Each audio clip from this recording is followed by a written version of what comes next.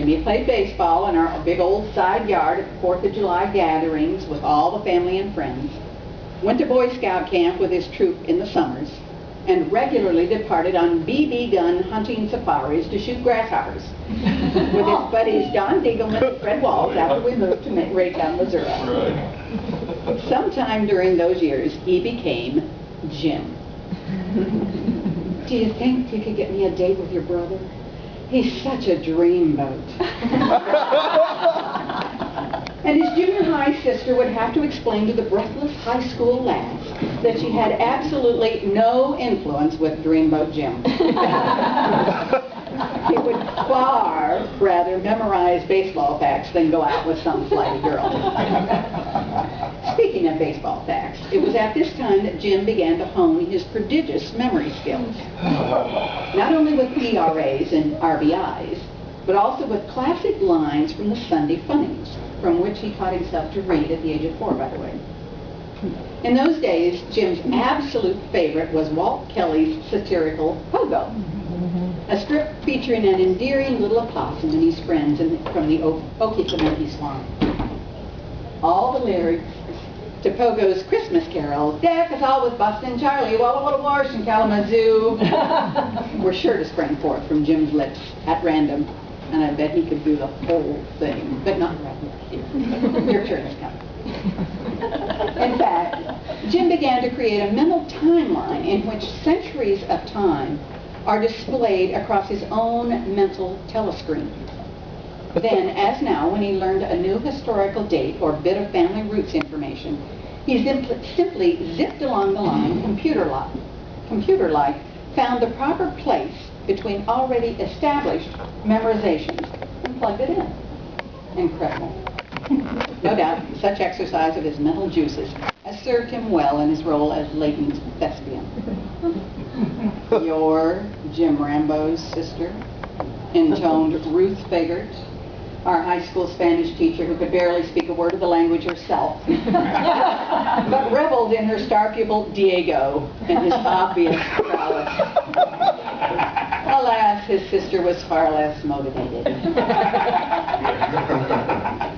Jim's home and he's brought some friends. Upon high school graduation, Jim matriculated to the University of Kansas and fell in with fun-loving fraternity brothers, whom he brought home for weekend visits, much to his sister's delight. Another name is niggling my memory, and does it belong here? Rambeck, sir? Ah, well. Qualifying for his junior year abroad, Jim attended the University of Costa Rica in San Jose. "Todo el día!" exclaimed Anita and Humberto Gomez, Jim's host family, as they related to his visiting parents and sister the story of Diego's catch-up slumber, so tired that he missed a whole day, sleeping from one night clear through to and including the next. Wow. Yeah, that's a feat. He was still Jim in graduate school at the University of New Mexico in Albuquerque when he came home for a visit, at the same time that I, a college co-ed, was there. In the basement rec room one night, we talked into the wee hours about this girl, Anne.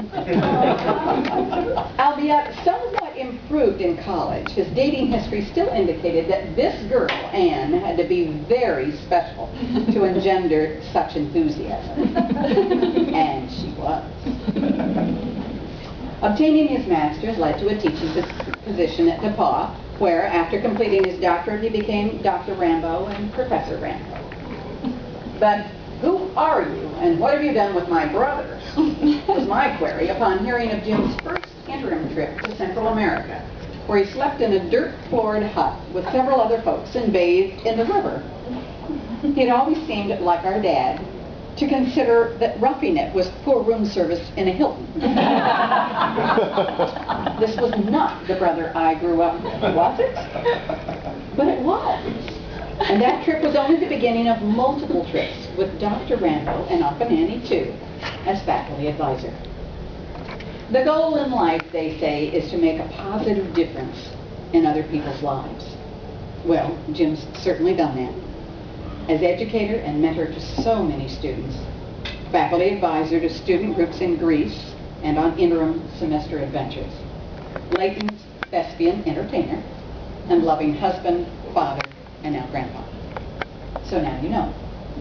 That's who's 70-year young James Madison Monroe Cleveland Stone Rambo, alias Jimmy, alias Jim, alias Diego, alias Professor Rambo, alias Dr. Rambo, alias whatever you guys at the theater call him, is quite a guy, isn't he? Happy birthday, Jimmy Rambo.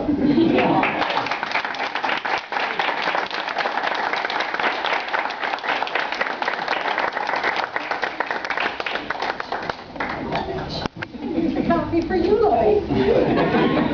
We need a recording.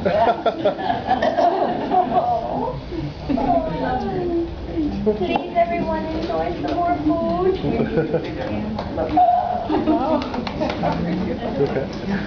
food.